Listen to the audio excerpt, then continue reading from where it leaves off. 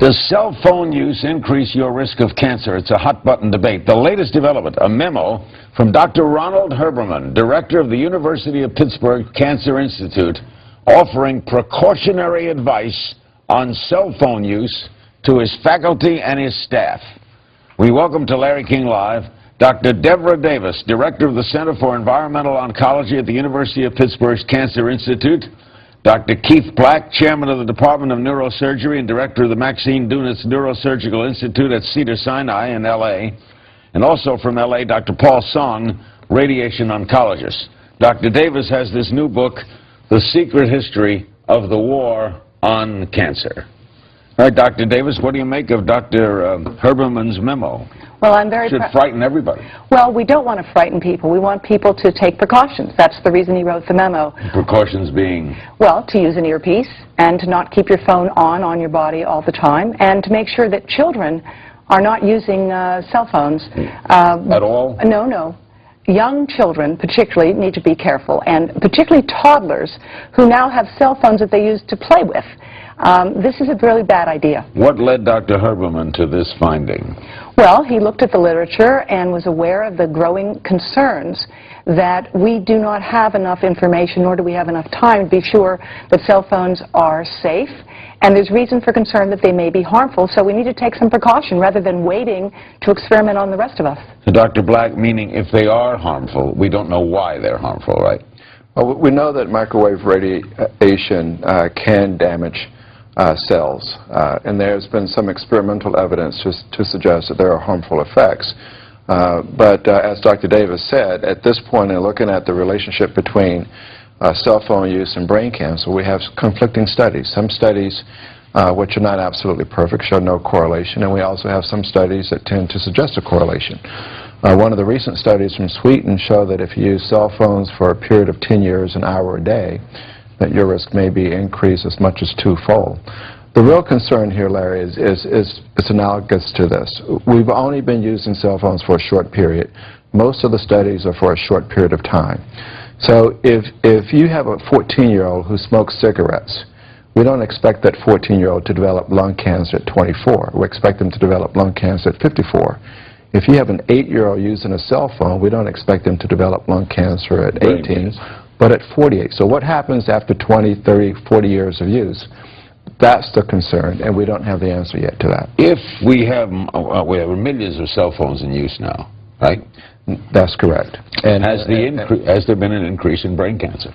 Well, again, we know that if you look at studies, there have been various explanations to try to account for the increase in brain cancer. But has there been an increase? It's been an increased reported incidence, and that may be related to better MRI scans or more frequent use of CT scans, but we don't expect to, at this early stage, I mean, we've only been using cell phones with a high frequency for less than 10 years, for about 10, 20 years. So, again, you know, the concern, and based on the biology that we know with the development of cancer, the real concern is what happens after 20, 30, 40 years.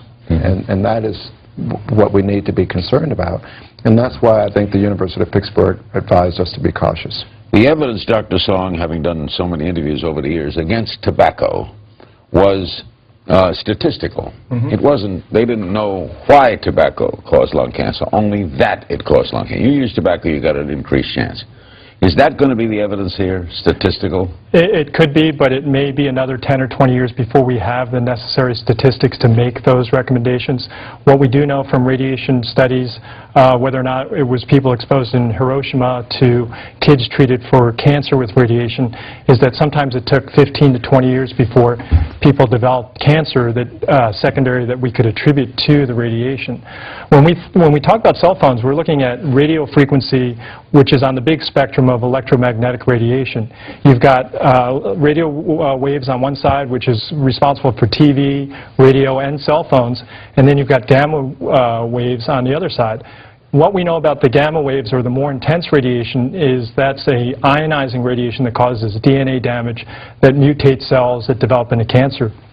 For the radio waves, there has been no clear evidence to suggest that it's a DNA damage. So if there is some damage, it has to be some other mechanism that has really yet to be reported. So what would you say to people who use cell phones? I think the most important thing is that when we look at any type of radiation exposure, whether or not it's radio waves or gamma waves, is that the duration of your exposure. So clearly, if you're on the cell phone for a long period of time, I think we all have been in situations where our ear gets warm. That clearly means that maybe we're on a little bit too long. So do what? I think that an earpiece may help to greatly reduce the exposure for radio frequency radiation, but people need to keep in mind that if the phone is on the hip pocket, their whole body is still being exposed to the same amount of radiation that it would be if it was up to their ear. It's just that their brain... What choice of cancer do I want? Hip or brain? Well, surprisingly, the concern about radio frequency exposure is not so much for the brain or the hip, but really either the testes or the eyes. Those are the areas that are most sensitive to radio frequency because they get hot and they don't have the blood vessels to cool off. Would you say, Dr. Davis, therefore, always use an earpiece? Don't put a cell phone up to your ear? If at all possible, use an earpiece, because it does reduce substantially the signal, because the further away you can have the phone from your body, the better off it is for you.